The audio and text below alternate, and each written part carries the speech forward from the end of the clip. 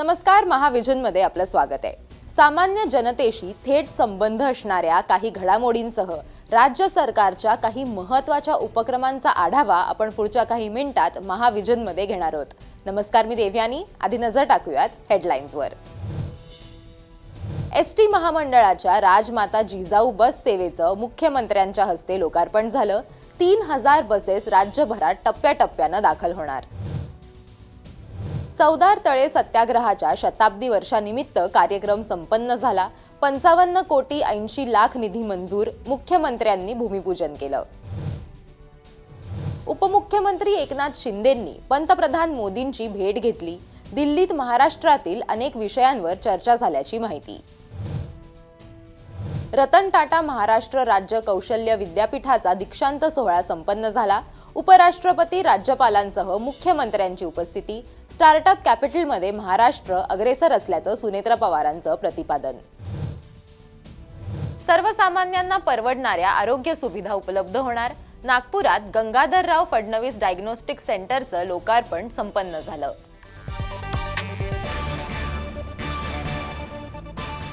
पहिली बातमी आहे आपल्या लाडक्या लाल परीच्या संदर्भातली।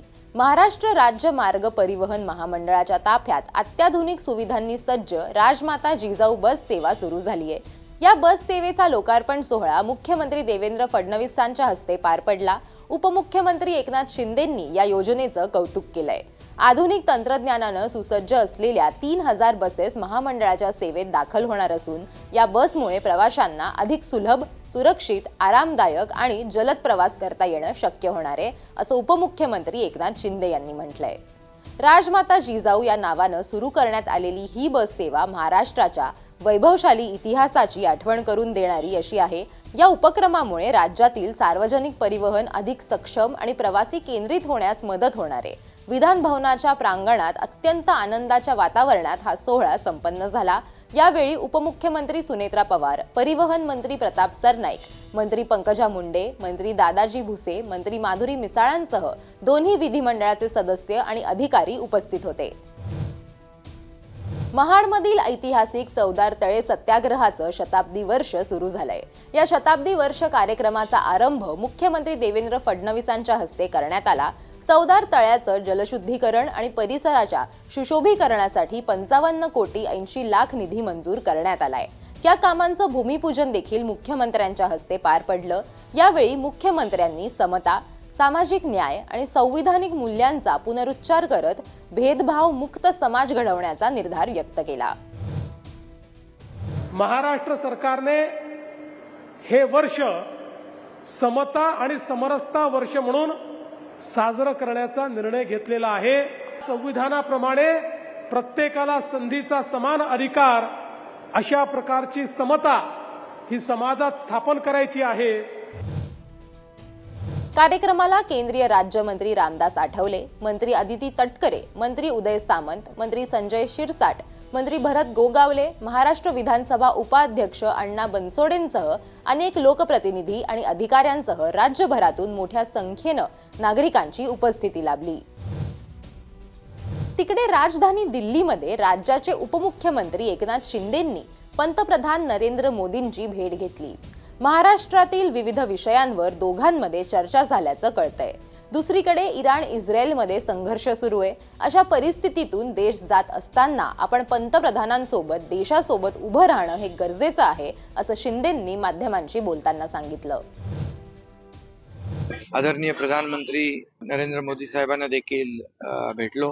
हे इराण इराक जे युद्ध सुरू आहे या पार्श्वभूमीवर देशातल्या सगळ्यांनीच एकसंघ राहिलं पाहिजे। आता वळूयात पुढच्या बातमीकडे। रतन टाटा महाराष्ट्र राज्य कौशल्य विद्यापीठाचा पहिला दीक्षांत सोहळा उपराष्ट्रपती CP राधाकृष्णन, राज्यपाल जिष्णुदेव वर्मा, मुख्यमंत्री देवेंद्र फडणवीसांच्या मुख्य उपस्थितीत पार पडला। हा दीक्षांत सोहळा ऐतिहासिक असून विद्यार्थ्यांच्या मेहनतीचा आणि भावी आयुष्याच्या स्वप्नांचा आज सन्मान होत असल्याचं उपमुख्यमंत्री सुनेत्रा पवारांनी यावेळी म्हटलंय। रतन टाटा यांनी नेहमीच सामाजिक भान, सचोटी आणि करुणेला अग्रक्रम दिलेला आहे आणि तुम्ही सर्वजण या संस्थेतून पदवी घेऊन बाहेर पडत असताना केवळ तंत्रज्ञान शिकत नाही तर त्यांच्या मूल्यांचा वारसाही आपल्या जीवन प्रवासात सोबत घेऊन जात आहात. यावेळी विद्यार्थ्यांचं सर्व मान्यवरांनी अभिनंदन करत त्यांच्या भावी आयुष्यासाठी त्यांना शुभेच्छा दिल्या. या सोहळ्याला मंत्री मंगल प्रभात लोढा यांच्यासह अधिकारी, विद्यार्थी मोठ्या संख्येनं उपस्थित होते. नागपूरमध्ये अत्याधुनिक सुविधांयुक्त गंगाधरराव फडणवीस डायग्नोस्टिक सेंटर उभारण्यात आलंय. या सेवेचा लोकार्पण सोहळा राष्ट्रीय स्वयंसेवक संघाचे सरसंघचालक डॉक्टर मोहन भागवत, केंद्रीय मंत्री नितीन गडकरी, मुख्यमंत्री देवेंद्र फडणवीस यांच्या प्रमुख उपस्थितीत पार पडला. डायग्नोस्टिक सेंटरला गंगाधरराव फडणवीस यांचं नाव दिल्याबद्दल मुख्यमंत्री फडणवीसांनी कृतज्ञता व्यक्त केली.